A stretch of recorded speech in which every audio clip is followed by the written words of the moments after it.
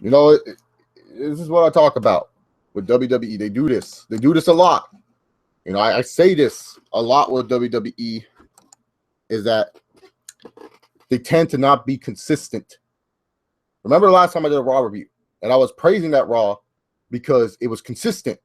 You know, it wasn't like the greatest Raw ever, but it was a decent Raw. And 2 weeks in a row, we have gotten terrible, awful, dreadful. I don't want to watch these episodes of Monday Night Raw for the WWE. I honestly don't know where to begin with this review. Normally, I have an idea. Normally, I have a plan where I'm like, hey, you know, I'm going to talk about this person. I'm going to talk about that person. It's like, dude, you ruined 2 of your big WWE SummerSlam moments in a span of an hour. In a span of 1 hour, you took what could have been your 2 big WWE SummerSlam moments and you really, really just showed them right in front of us without any hesitation. Isaac Gray says, Brother Chase, I knew you'll stream. Well, you have to say Brother Christopher because that's my middle name. Well, technically Chase is my actual middle name. So I guess you're right on that one there, Isaac Gray. But yeah. Brother Chase, I knew you would stream. You know, I actually tweeted that for my Raw. I wish Vanguard 1 and Broken Matt Hardy were on this episode of Raw trying to teach Brother Nero how to freaking ride his bike with wheels again. That would have been more entertaining than what I watched this whole Raw. I mean, there's only 2 segments to really talk about from this MeekMahon Show BS. And it's the Brock Lesnar and the Heath Slater one. That was a good segment. I mean, you had Heath Slater keep on playing this whole free agent gimmick. You know, he wants to face Brock Lesnar. He has to feed his kids and everything like that. And then at the end of the day, Lesnar says, I don't give a shit about your kids. Cool. Awesome. You make us want to try to hate Lesnar a little bit. I mean, it's kind of hard to hate Lesnar because he's kind of a badass in some sorts because he's just like, fuck everything. I mean, isn't that what like most people like nowadays? It's just like someone who just doesn't give a shit. The coolest person at your job, who is he? The guy that doesn't give a shit. The guy that doesn't get into drama. He's just there to make money and that's it. You know what I'm saying? That's the people that people like. People like me who talk a lot at work, not a lot of people like me that much. I understand that. I get it. People are not talkative. I'm just a social butterfly. But with Lesnar, it's just kind of like, hey, fuck you. Who cares? You know what I'm saying? So it's like, it was cool to see Lesnar like that. It was trying to get you to hate Lesnar a little bit more. I was trying to get heat for Lesnar. But nowadays, you like those type of people. You like those people that are just there to get their shit done. And so you can kind of relate to Lesnar a little bit more. And yes, I do make the jokes of Lesnar taking his steroids and estrogen blockers, and it's because he did. He got caught red-handed. He failed 2 drug tests. I'm allowed to poke fun at that. I'm allowed to make a joke. I think it's hilarious WWE won't suspend the guy. But hey, it is what it is.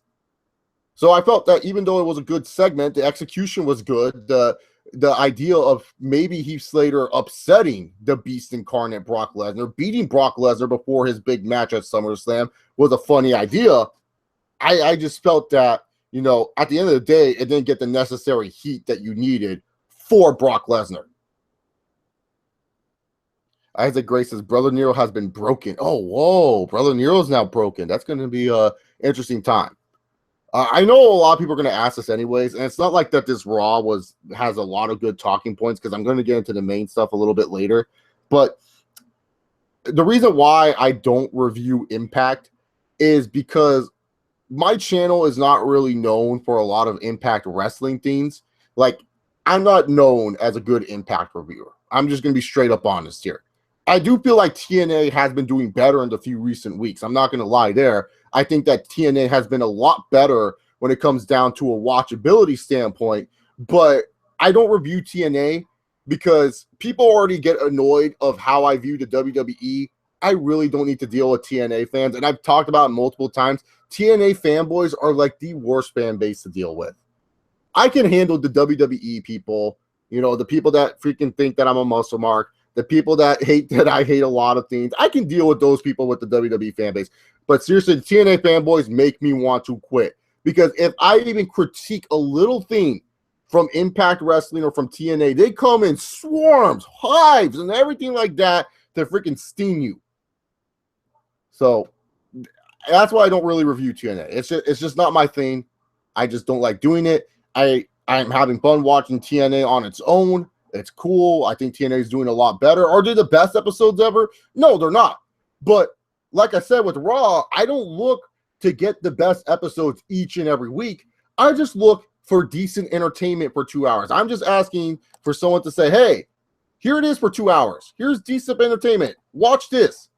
That's all I'm asking for. I'm not asking for like freaking rock star freaking shit all the time. I'm just asking for decent entertainment.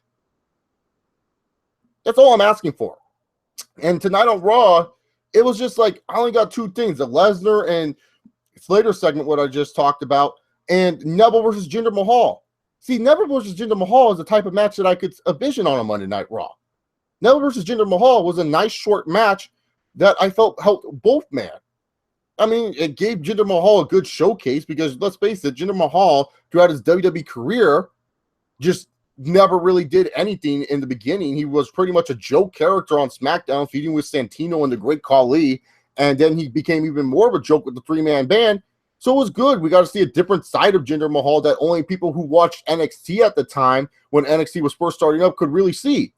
And then you're also showcasing a guy like Neville, who should be a much bigger star than he is, should be a much bigger deal than he is. And there you go.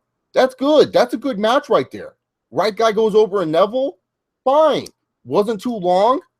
Wasn't too short either. It helped out both guys. That's a good match.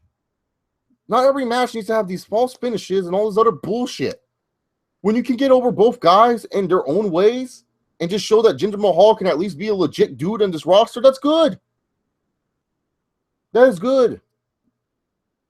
So yeah. That's all I have for Raw, which was good. The rest of it was all bad. Joey McPurry, I do not remember you, my friend. Sorry. I think you were on a Raw stream 2 weeks ago. You haven't been official yet. Like, I know Joe James, Blue Knight, Philip M6, who asked when's the next Q&A. Next Q&A is actually Wednesday, my friend. I'm actually doing the Q&A Wednesday. Updates on why there hasn't been any Q&As recently is because work. I've been working a lot of morning shifts, dude. Like, mid shifts too. If you guys work, you guys know what a morning/mid shift is. And mid shift means like when you work in the mid shift, you work during the day and you head into the night. So 8-hour shifts, which is good, you know, making that money, paying the bills, paying the rent and everything like that. So it's cool, it's fine. But yeah, that's why I just haven't had energy to do Q&As and everything like, oh yes, where do I work? I work at a movie theater in Thousand Oaks, California. I don't say my work's name, and it's not because I don't want you guys to know where I work or anything like that. It's just because if they catch me doing videos and they do not agree with what I say in these videos, I can't get fired. You know, that's just how it is. I don't think they would care that I do a pro wrestling channel here on YouTube and I make fun of wrestling for the most part and talk about it. I don't think they would care all that much. But you never know with these companies nowadays, man. You never know. Yeah, I know exactly. Just type in movie theaters in Thousand Oaks, California, Joey McPony. If you have me on Twitter, tweet me and I'll tell you. I'll tell you where I work on Twitter. I have no problem with that. I'm just not going to tell you on a video. Gold Standard Ass Chasers, you know where I can watch Raw at? Watchwrestling.to or whatever watchwrestlingsnew.com website is, because they have all the Raws up. They probably have the whole show up on Daily Motion, or just watch it on the YouTube clips, or wait for that Hulu Plus Raw, because they cut out a bunch of the bullshit that we got tonight.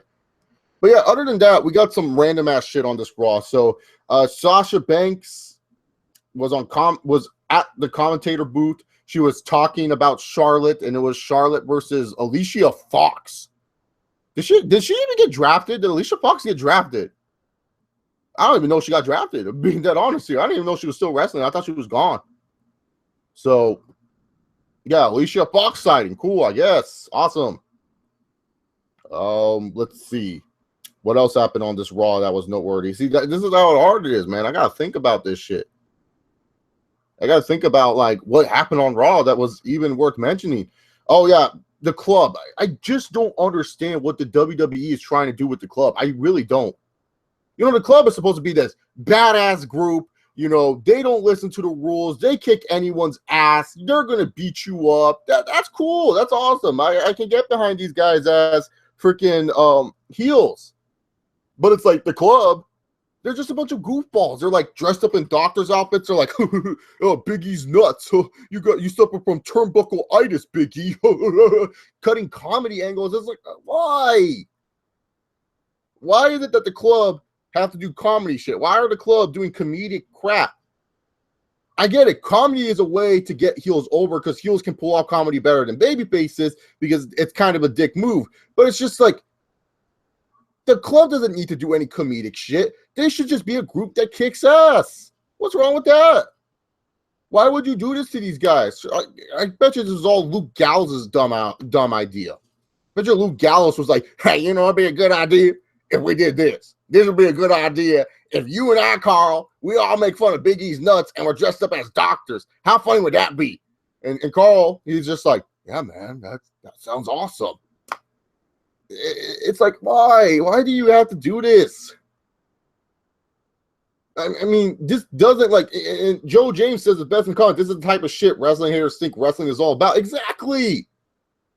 Like when you try to show people professional wrestling, it is really hard for like people, like you can show people old stuff in wrestling and, you know, people can kind of get the idea of why you like this product and why you like wrestling and all this other stuff. Then you show them this club shit and you're supposed to explain to them what the club is. And you say, oh, well, they're this badass group, man. They kick ass. And it's like, why are they goofing around backstage? Why aren't they just kicking those dudes' asses? Why are they goofing around and putting eggs in a microwave?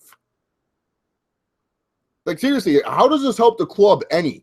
Please, someone tell me, because the club could be a really cool, badass tag team. And it's like, no, let's make them like every other heel. They have to have some comedy to them. Comedy's awesome. Like, don't get me wrong. Certain heels can pull off comedy. Certain heels can pull off comedy. Like, look at Bo Dallas. Bo Dallas for so many years pulled off great comedy, but that was his gimmick. He was some guy that was goofy as hell telling you to believe. That was awesome.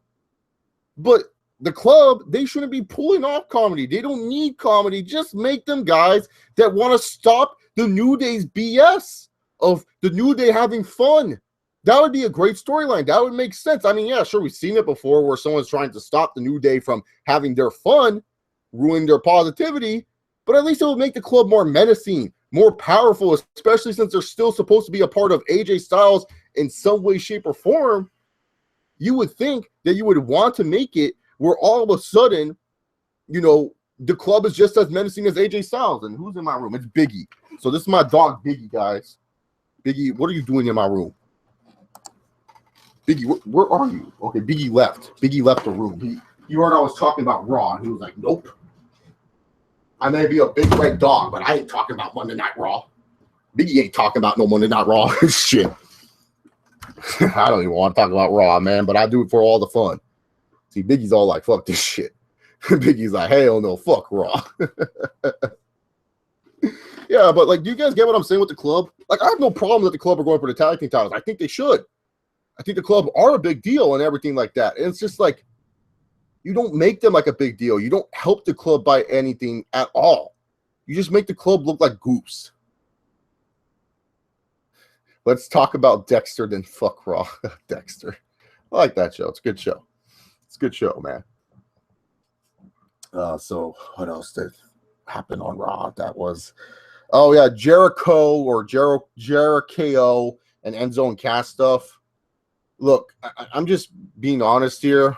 Like, when I say this, like, I'm fine with this feud taking place. It's okay. It's cool. It just doesn't make sense to me because it's like Enzo and Cass should be really the number one contenders to the tag team titles. And here they are dicking with this makeshift tag team of Chris Jericho and Kevin Owens, who, if my knowledge is correct, both didn't really turn out well from Battleground. I mean, Kevin Owens lost to his arch rival Sami Zayn, and Jericho got punked by Randy Orton on the microphone. So this is what you feel like is the best next choice for Enzo and Cass. Instead of Enzo and Cass going for the tag team titles like they should be doing, it's oh, let's have them feud with Jericho. Let's have them feud with Jericho and Kevin Owens because we need Kevin Owens on this card because we want to show, love and support to this guy. And, it's Chris Jericho. He needs a SummerSlam paycheck too. And we like Enzo Cass, so let's do this. It's like I can understand the premise. I can understand the idea why Jericho and Kevin Owens would team up to take on Enzo More and Big Cass. But I feel like this feud would work so much better if, Enzo and Cass were the tag team champs and Jericho and Kevin Owens were sick of their BS and wanted to take them out. I feel like that would be so much better, in my personal opinion. So, yeah, that's just me. I just don't get it. I just don't get that feud at all. I'm honestly, like I said, I'm not a big fan of Enzo and Cass, in all honesty. They talk too much for me. So, yeah. Joy McFoney says, Chase, do you want to fight? No, I don't want to fight anyone. I'm a terrible fighter. I couldn't kick anyone's ass. Everyone thinks, oh, Chase, you can probably kick people's ass. I can't kick anyone's ass. So, what else happened on this Raw before we get to the main shit? Was there anything else that happened on this Raw before I get to the main shit? I'm just wondering if there's anything else to talk about. Like, is there anything else from this episode of Raw that I'm missing that's like so important to talk about? Because I can't think of anything. No, I can't. I can't. So if I missed something that you really wanted me to talk about, I'm sorry. I'm sorry. I just don't care because I got to talk about the terrible SummerSlam Junior crap that we got on Raw tonight. So SummerSlam, the two big moments that you wanted to see from the show, they gave away to you free on Raw. Granted, they're giving away the WWE Network for free. I still don't understand why they did this. So you have it where one of the things of Finn Balor's character that is somewhat interesting of his, or pretty much the most interesting about him, is that he has the body paint. He has that Demon Kane body paint mago. He can transform into a fucking demon. That's the most exciting thing about Finn Balor, and that's the thing that a lot of people would like to see live. Like, look, if I was there live and I saw Finn Balor come out as a demon, yes, I would mark out for it because that looks awesome live. The problem is this. You have to build up to that moment. And this is what I talked about for weeks now, of the Finn Balor shove that so many fans like to argue with me that this is not a shove. It is. This is a fucking shove. And if you do not believe it, then you are smoking some fucking Triple H ganja. I want you to give me your Triple H ganja and let me smoke that with you so that way you can tell me, wow, this is not a shove. Because this is such a shove. It is such a force, and it's so fucking annoying. Finn Balor needed good character development. Here's this dickweed named Finn Balor. What is he? What does he like to do? I don't know. What does he do? What makes him awesome? What makes him cool? What is Finn Balor? We don't even know who Finn Balor is in general. They kind of just had him show up on Raw, beat Rusev, who's your United States champion, and beat Roman Reigns, who's a former 3-time champion and a former Royal Rumble winner. And you're just trying to say, huh, who is this guy now? And then he talks, and he's just like everyone else. Oh, Finn Balor wrestled all over the world. He's done it all. He's worked his way up. It's like, okay, cool. I've heard this story before. What makes him different? Well, he has an alter ego. Oh, really? He's the demon. He has the Demon King inside of him, Mago. Okay. That's cool. I get it. He can turn into a Demon King. Sweet. But what makes him into that Demon King? Is there a reason behind it? I mean, because let's face it, in the wrestling world, we have characters like Undertaker and fucking Kane. Kane was tied up in his basement or chained up in his basement his whole life. Undertaker burnt down the house, killed him and his family and stuff like that. Kane came back from the dead. Like, at least they give you reasons about Kane and about Undertaker and everything like that. They give you some reasons for their characters and all their other shit. But with Finn Balor, they don't give you a reason how he became a demon, what made him interact with demons. He just talked about demons in Irish folklore and all this other stuff. And how did he adopt the demon name? well, my last name's Balor, and that was the demon's name was Balor. So you have the same fucking last name. So all of a sudden you're a demon now. You can turn into a demon because you have the same fucking last name as a demon or the same name as a demon. That's so stupid. That means like anyone who, so that means I own Chase Bank, right? My name's Chase. Chase Bank was like mine now, right? Because, you know, I'm Chase Bank. I'm all of a sudden rich. I'm the person who owns Chase Bank because my name's Chase. I mean, seriously, does that make any sense to any of y'all?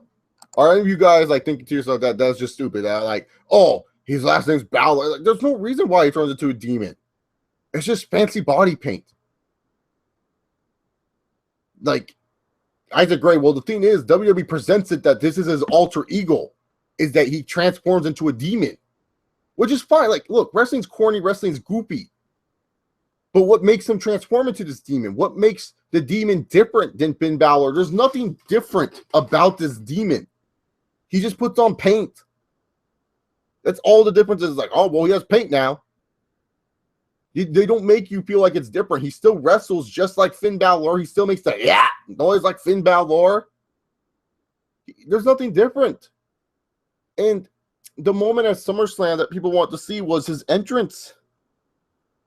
They wanted to see his entrance at SummerSlam. And here you go, give it away free on Raw and Corpus Christi.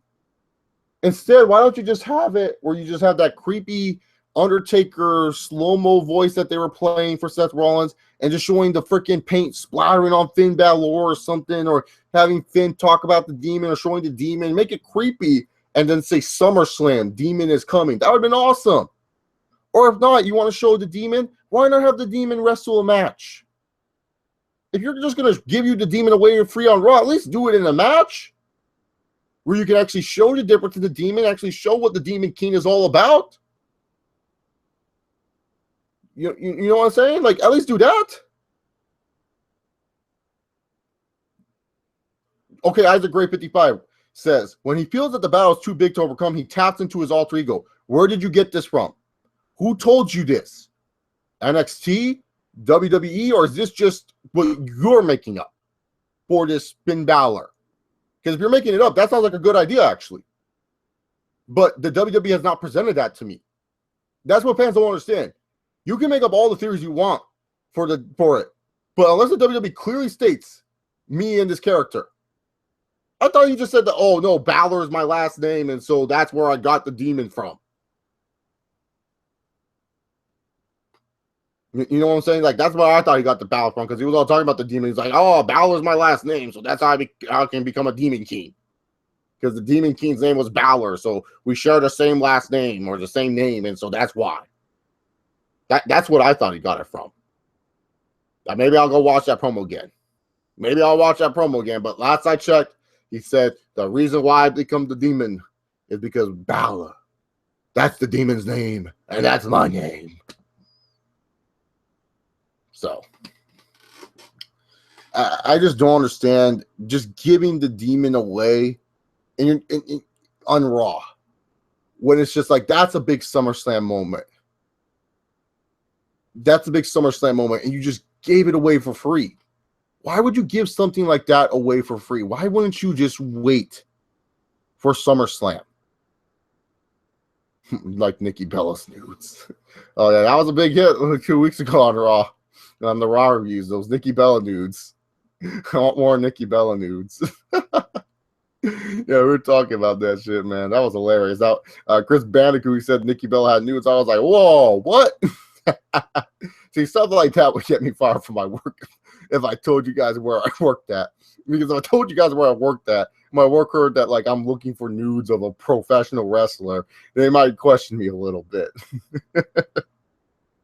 Nikki Bella fucking nudes. You can look, but you can't touch. That shit was hilarious, man. We all waiting for an hour for Nikki Bella nudes. But yeah, I just don't understand them giving the demon away free like that. I didn't like the move. Look, I have nothing against the Finn Balor, Demon King crap. I really don't have anything against it. I think the paint's cool. It can get stale at times, but it is what it is. Like, you can't really do much because of copyrights and stuff like that.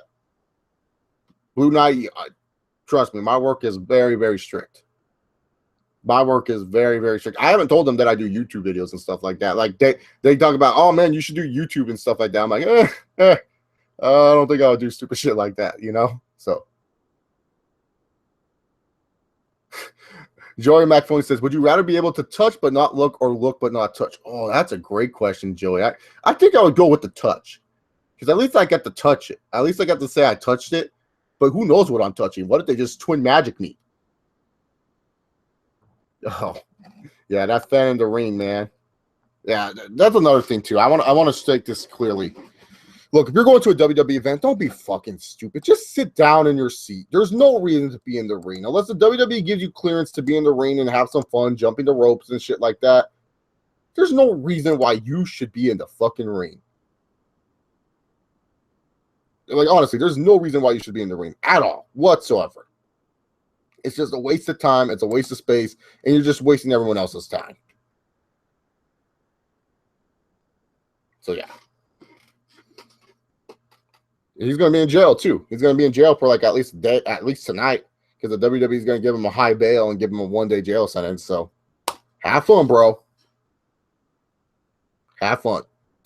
But, yeah, so Finn Balor and Seth Rollins, the one moment that people were looking forward to, seeing the Demon appear, or the Demon King, whatever they call it nowadays. Fuck.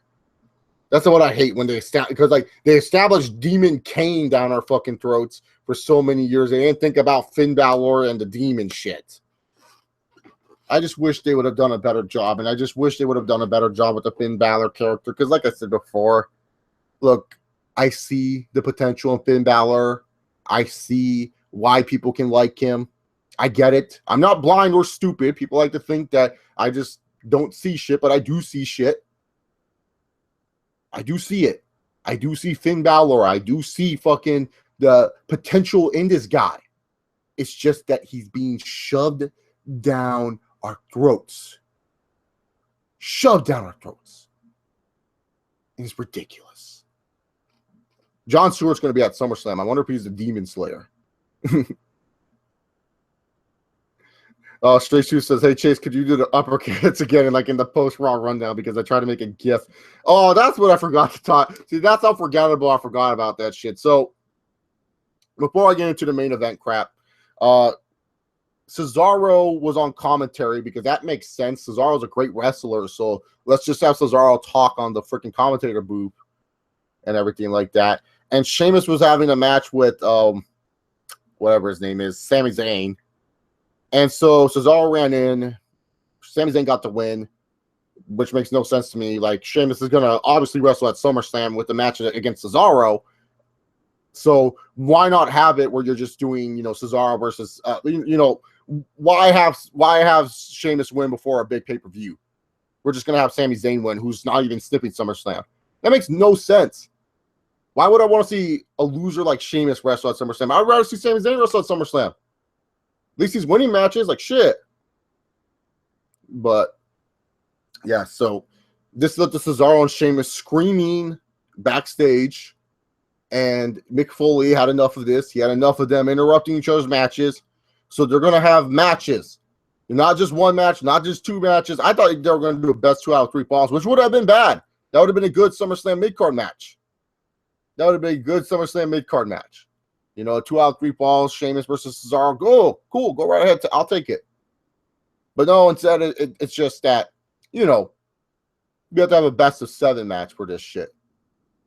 And it's not like this is for like a chance to become the WWE Universal Champion or like the #1 contender to that belt. It's not like this match is for, like the loser has to leave Raw. It's just that they're having this. And everyone's going to be like, oh, well, the work rate is going to be awesome for this match. The match is going to be great. And just for Straight Shooter, because he wants to make a gif of it. Like, literally, we've seen these matches. This is all the match is going to be. Uppercut, uppercut, uppercut, uppercut. Oh, Cesaro, the work rate, it's unreal. It's unreal. Oi, oi, oi. Like, that's all it's going to be. We're not going to get anything. It's just that. That's all we're going to get for the Cesaro and Sheamus match. Do I really want to see that for 7 matches? No. But Cesaro and his worker, I don't give a fuck. Do something with Cesaro besides like having him feud with Sheamus. This is just a lazy way for WWE to have Cesaro and Sheamus every week because they don't know what to do with these 2 idiots. Ugh. God. So stupid. Just like Roman Reigns and Rusev. Like, oh my God.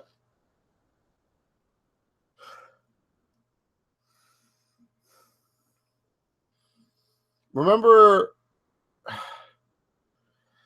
how I made a video a couple years ago? I said the WWE hates Roman Reigns. Everyone laughed at me.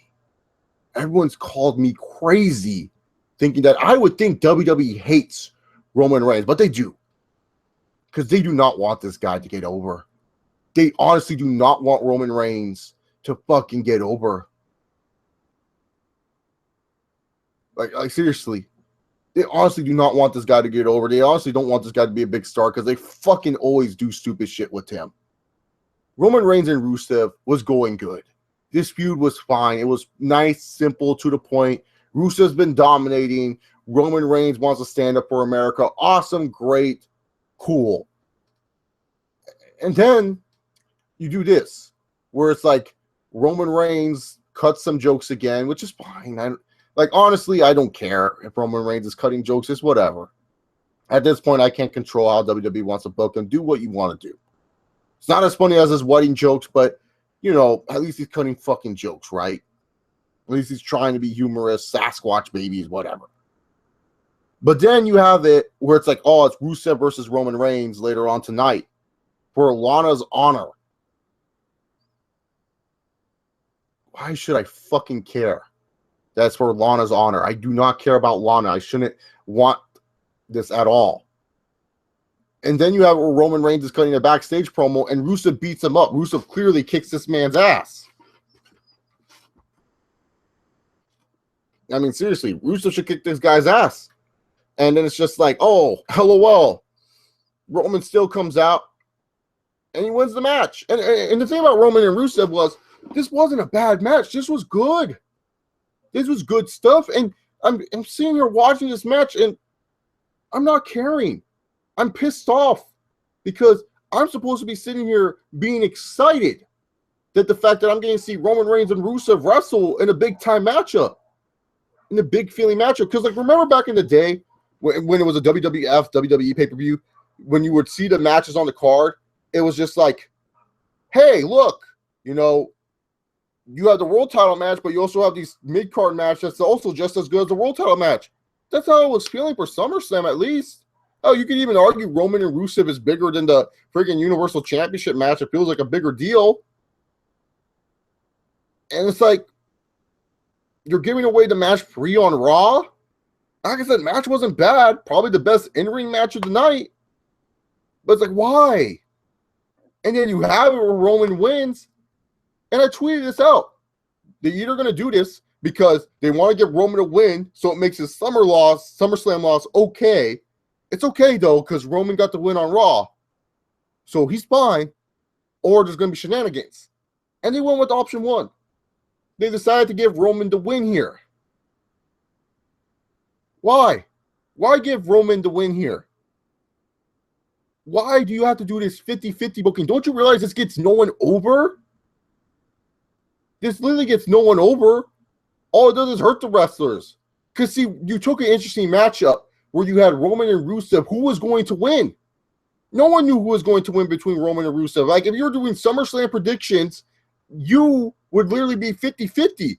On one hand, you would think, oh, maybe they want to get Roman a U.S. title run. I would like to see that. Or the other hand, they want to keep building Rusev up as this dominant U.S. champion. It was a great 50-50. You don't know who the fuck is going to win match, which we barely get in today's WWE. We barely get that shit. And so instead of making it where you keep it interesting, you keep us enticed for one more week, you just give it away for free. You give Roman the win. Awesome, cool, I guess. But it's like, why?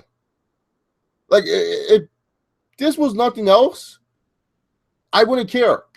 Like, if this was just like, oh, Roman and Rusev are fighting because Roman has to go through some punishment before the Universal Championship match, sure, why, whatever. But it was just a regular match before their match 6 days later. Fuck. They wonder why people are not over. They wonder why this company's struggling. Is because you do shit like this. Like, why? Why ruin a potential really good SummerSlam match? And like I said, this match was good. It wasn't like this match was bad. It was a really good matchup. I thought Roman and Rusev clicked it off right. But you just ruined it. You ruined the expectation. You ruined the feeling that this SummerSlam match could have had. Just have a brawl end the show.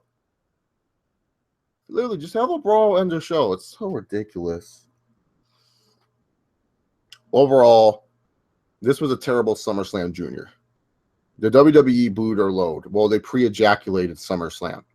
They gave you all the stuff you wanted to see for SummerSlam, and they gave it away for free. Honestly, I do not know why they do this. Is it that hard for you guys to freaking at least try to keep shit away?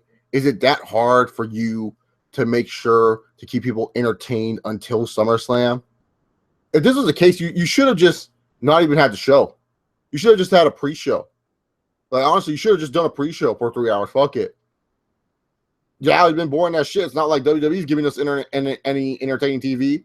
Might as well just done a freaking pre-show with all these video packages. That would have been way better than the shit that we got tonight. Absolutely terrible Raw. I advise you guys not to watch it. It's just dumb. So, let's see.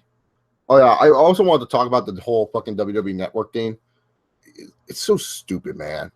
Why is it that me, as a longtime loyal subscriber to the WWE Network, doesn't give anything? I don't know how many of you guys that are watching this via the archive or in the chat right now have the WWE Network. I do. Why? I like the WWE Network. I think the WWE Network is cool. I don't go on it every single day, but I do go on it sometimes. You know, especially before a big show, I like rewatching some old SummerSlams, you know, get me hyped up, or the current SummerSlam. You know, it helps me out and everything like that. But I just don't get, why is it that they always try to cater to these fucking new subscribers that you know are not going to subscribe, going to find some bullshit way to say, oh, well, my credit card was stolen, and get their refund and not pay the $9.99.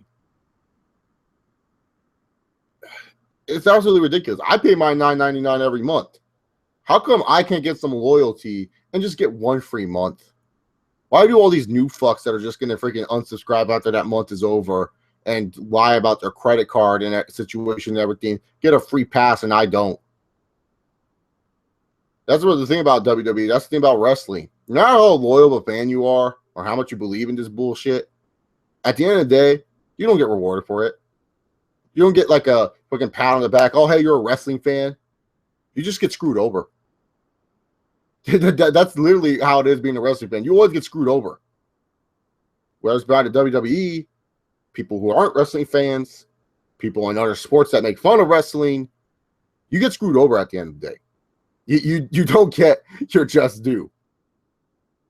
I know it sounds weird for me to bitch about WWE Network, and yeah, I have a job that, you know, I can make good money on and everything like that, but it's like, dude, all I'm asking for is one free month. Can you at least get that for me? Can I at least get that one free month? You know why the WWE Network is not successful and why it doesn't have the amount of the subscriber that they have? It's because the thing is, a lot of the wrestling fans, and look, trust me, I used to be one of these fans, so I'm insulting myself too when I say this. A lot of wrestling fans don't have jobs. Let's be real here. How many people do you know? I know a lot of my subscribers, they're more down-to-earth people. They're not really like, you know, some of them are super diehard wrestling fans, but how many people do you know that are wrestling fans and they don't work for shit? They don't do anything. I want to know. I want to know. Like, I know probably some of you guys have jobs and you guys probably work, but I want to know how many of your friends that you know that watch wrestling or are wrestling fans too. How many of them do you know don't have jobs? That's why the WWE Network's not successful. Because $9.99, you know, it seems like a lot of money. It does. Okay, Blue Knight knows some normal people. Well, Blue Knight, I'm talking about hardcore wrestling fans, super hardcore.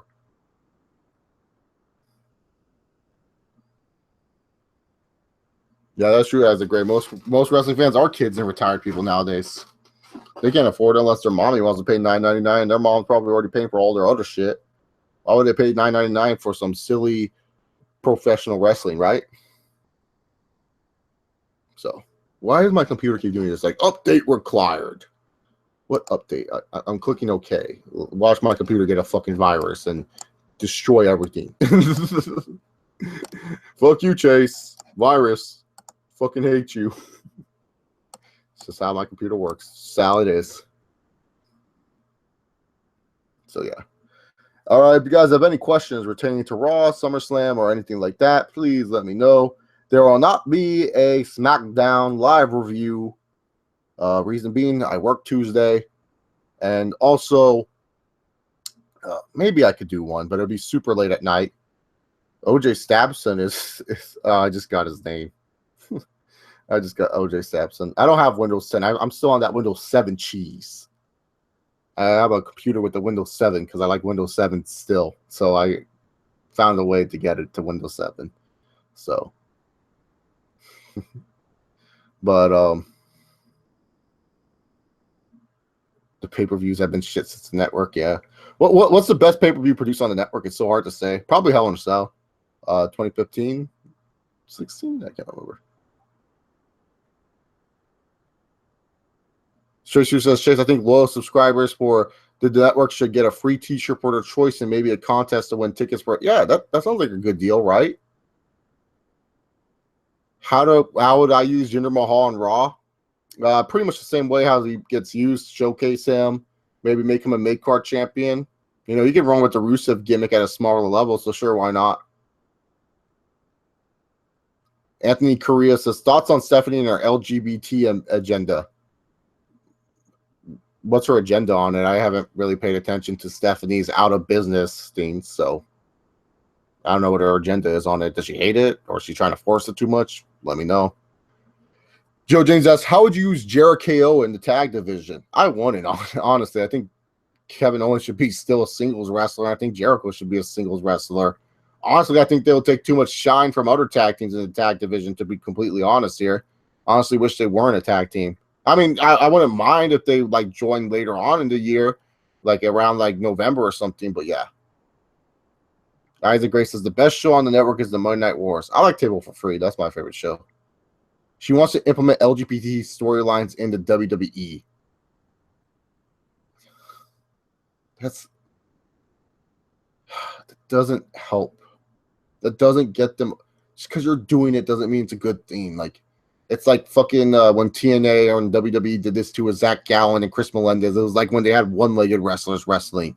Doesn't make you any special. You're going to treat that wrestler like shit anyway, so what does it matter? Ron Hotcher says, I can't hear you. Turn up the volume. Maybe your volume's a little bit low. Maybe you have the YouTube volume on mute. How would you use Emma and Paige upon their returns? Emma, I honestly would pair her up with Charlotte and just make like a 3 bad blonde stable with her and Dana Brooke. Why not? Just make her Charlotte's lackeys for the most part, and then have Emma be the one that's sick of Charlotte's bullshit. Because let's face it, Dana Brooke is still green as grass, and there's no way this girl's going to be doing anything for the time being in anytime soon. So I would have it where Emma betrays Charlotte, and so that way at least like, you know, you get Emma over in some way, shape, or form. Paige is like a great mystery. Like, I honestly do not know, because like Paige as a heel is decent enough, but I just feel like the WWE doesn't like her as a heel. They want to push her as a face because she's the only, well, they have Becky Lynch, but Becky Lynch is on SmackDown. So on the Raw side of things, Paige is really the only European woman they have on that show. So I really feel like with Paige, like what I would do with her is probably just bring her back as a bland baby face until I can find a way to make her into a good heel. Like, because it's very crowded in that women's division right now. But I definitely know what I would do with Emma. Paige is just kind of like, I don't know. Paige is just kind of just like in this weird place for me. I don't know what I would do with Paige. Anthony Correa, remember one of the scenes where this guy wants to see #1 movie called Ass? What are we talking about in the comments section?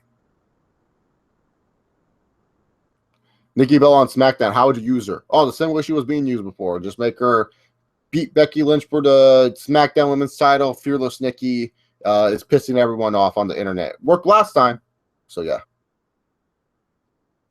Blue Knight. If they put gay characters in the WWE, that's it. Wrestling will be a dead point. Yeah, because, like I said, just because you're putting these characters into wrestling, you're just not helping any. You're just not, like, you're not doing anything with them. You're just going to make them jokes anyways.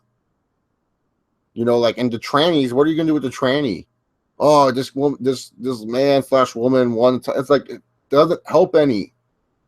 Doesn't make you feel any special. Cool, you did it. But at the end of the day, you're just kind of just like not really doing anything with it. You know what I'm saying? It's just that you're not. It just doesn't help any. You're not building up or anything with it. It's not like we know it's going to be forced down our throats, and it's just not going to work. Paige versus Nia Jax, maybe? I guess you could do that because Nia Jax has been dominating and stuff like that. Oh, Idiocracy. My friend was talking about Idiocracy actually at work. He told me it was like one of the worst movies he's seen. Joe James Ben, can you imagine a guy that meant to be a menacing going to a world title and they make them gay? Yeah, exactly. Oh, he's so stupid. She's making this a permanent. Oh, god damn. Fuck Stephanie. Seriously, fuck Stephanie. And I have nothing against gays or trannies being in the WWE. It's just that we know what's going to happen. They're not going to fare well in it. They're going to get forced down our throats for the first 6 months that they're in that company. And then once they slow down a little bit, or once the crowd turns on them, or once the crowd gets sick of them, then they're going to go onto the wayside. And they're just going to feel like every other fucking talent. Also, what? We have them with the company. It doesn't mean shit. Just because you have those people underneath the company banner doesn't mean shit. Isaac Gray. Hello. Once football is back, SmackDown will be the better show. And when that happens, rest in peace, the brand split. Yep. And I told people this about the brand split, that they just don't have enough interesting pieces to keep these shows interesting. Like, everyone jizzed over that first Raw, and they were expecting way too much from that first Raw. Because that first Raw blew everyone's socks away because you got all these freaking things that you liked happen, and it's just like, no. Just because it was a good episode doesn't mean you have to all of a sudden think every episode is going to be fucking good. You should have known this was going to happen, man. Joe James says, I just hope they make the gay wrestlers people who are actually homosexual in real life. Oh, yeah, and don't fucking play them. And what an insult that is to, like, someone like Darren Young, who they've had under their company banner for so long. You know, like, being that type of person. He doesn't even get this opportunity someone else does. You know what I'm saying? That's just ridiculous. Absolutely ridiculous. Making someone like Roman gay just makes me facepalm and worry about the future with Stephanie saying this shit. Yeah. Like I said, nothing against gay people, nothing against trannies. They can succeed, but we all know what WWE is going to do with them. The Angry Mark, should Eva Marie and Nikki Bella form a team called Total Divas? Why not? Dak Prescott was looking good. Dak Prescott's like one of the football players that should be in the WWE. That guy has such a good look to him. Rollins was in gay softcore porn. You're right there, Kadeem Simon. Seth Rollins was in gay softcore porn for like 2 seconds of his life. Oh, God. The only time we get a good Raws or Raw after a pay-per-view. That's true, Isaac Gray. That is true. Normally the pay-per-view Raw, the Raws after the pay-per-views are normally their better episodes. Joe James says Eva Marie should be a porn star. Hey, I'm not arguing with that one. Not arguing with that one bit. Eva Marie is gorgeous. And I don't care what anyone says. I think she is gorgeous. Deal with it and all that other shit.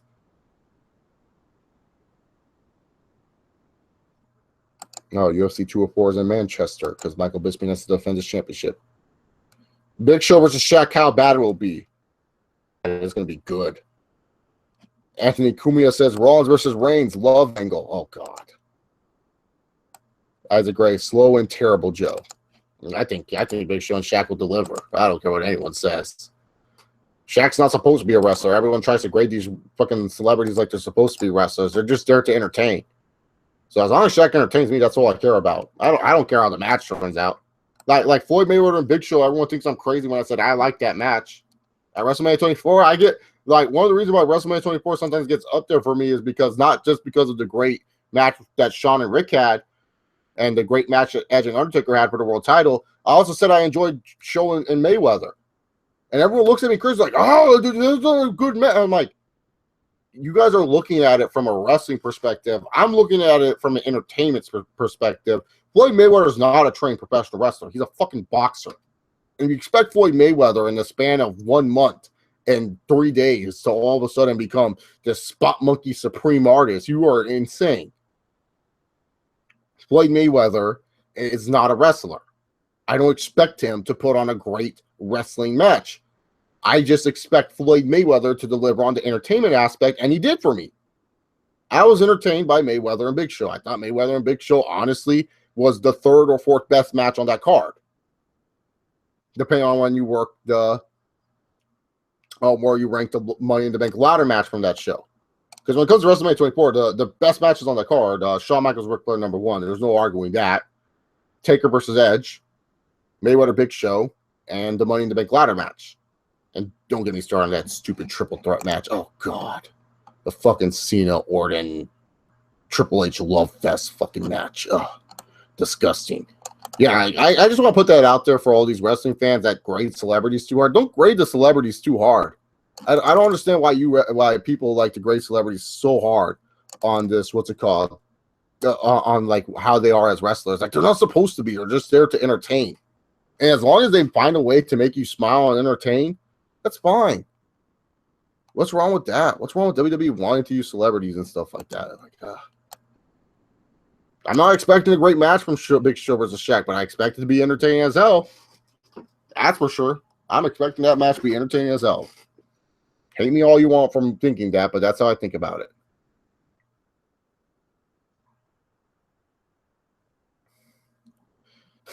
Straight Shooter says, what if Eva Marie walked into a red carpet and botched by falling, and Dana Brooke botched by not catching her? Oh, God.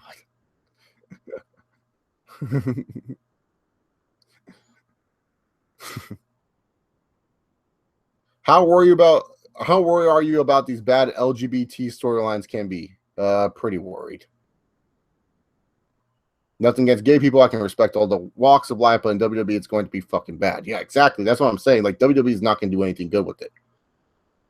Kevin Owens and Sami Zayn love angle. Well, don't get me started on that one. That's the IWC's wet dream. Joe James asks, thoughts on new TNA title and where they are heading? The Impact Grand Championship with MMA rules. I don't like the concept. I think the title looks cooler. That's for sure. I think it looks nice. I think it looks slick. But honestly, I don't know what TNA's ultimate direction is.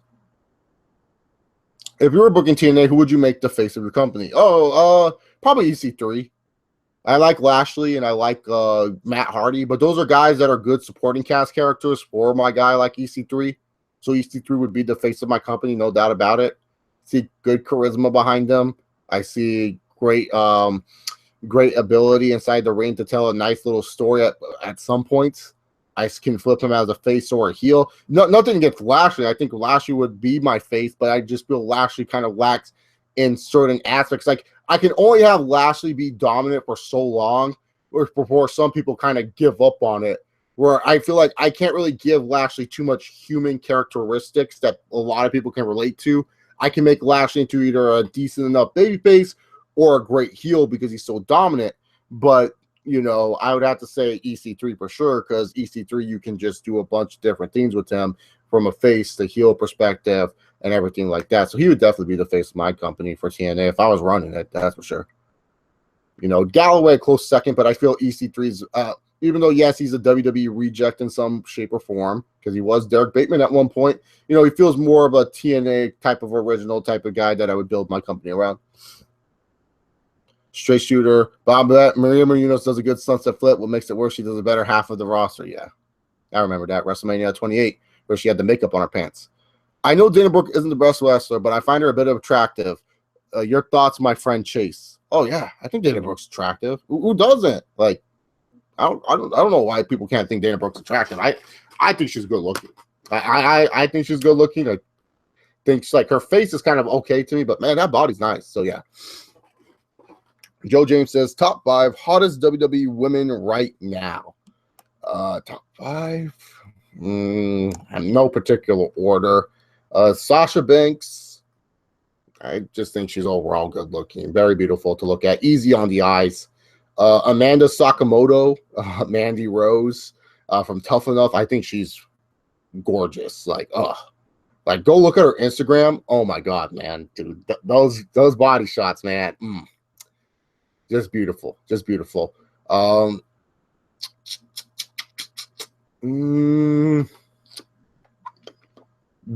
Eva Marie, Becky Lynch, and then if I had to choose a 5th one, Alexa Bliss. Dana Brooke doesn't crack my top 5, but she is attractive. I find Charlotte is attractive way more than when she started, in my opinion. That's your opinion. I don't find Charlotte attractive at all. Like, she looks too much like. I'm sorry, man. I look at her, I just go, woo! Like, oh. Hey, but that's your opinion, man. She does have a good body. I will say that. I should say Charlotte has a wonderful body, I should say, actually. So, yeah.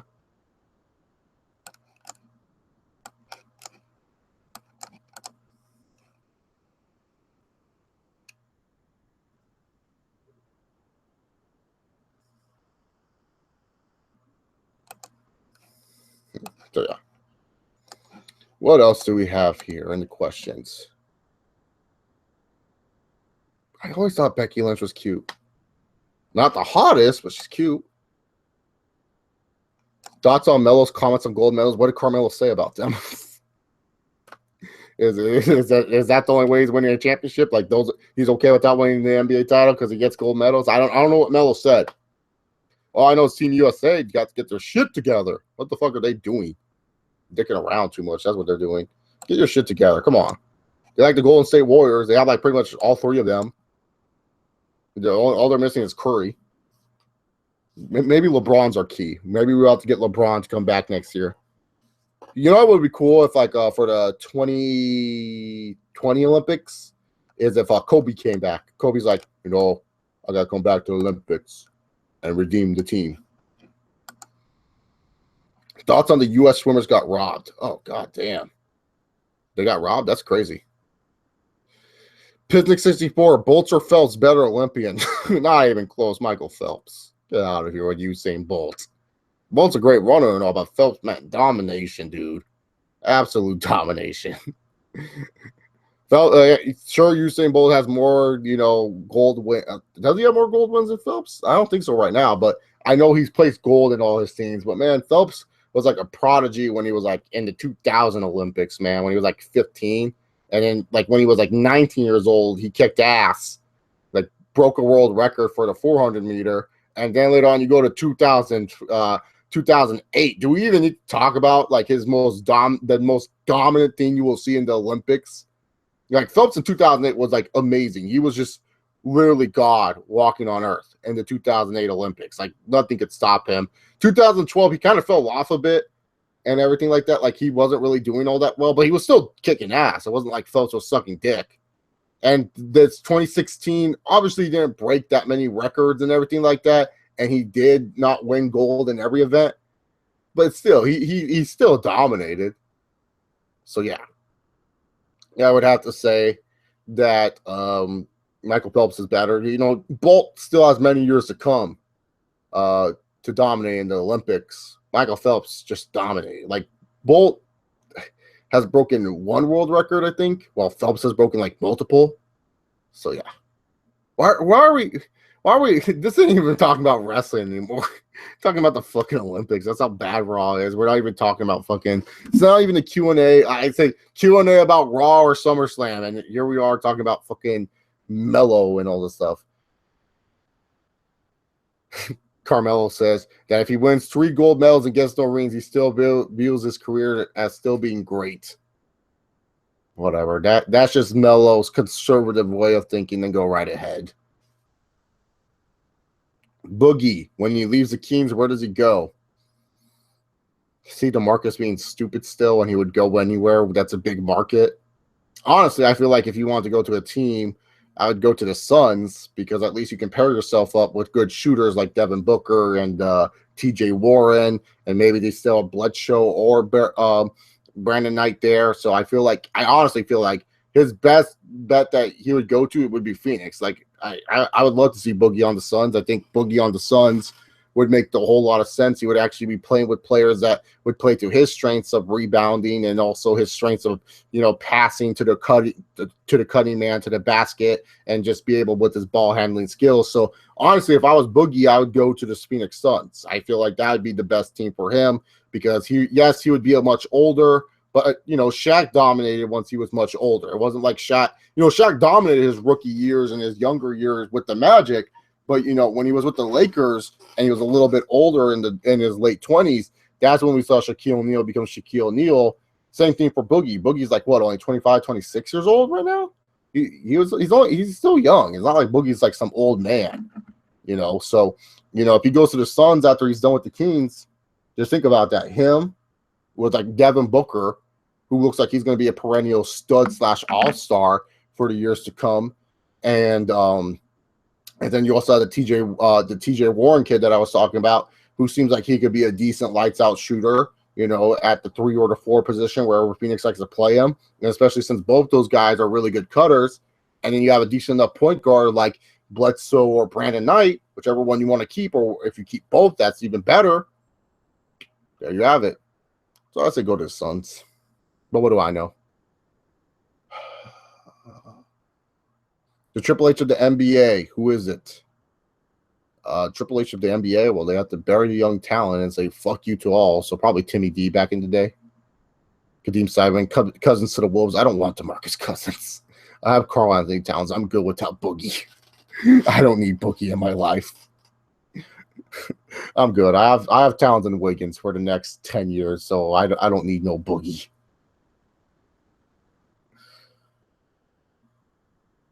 Do you think Brock's disappointing match with Dean at WrestleMania 32 has taken away his mystique? Asked by Joe James.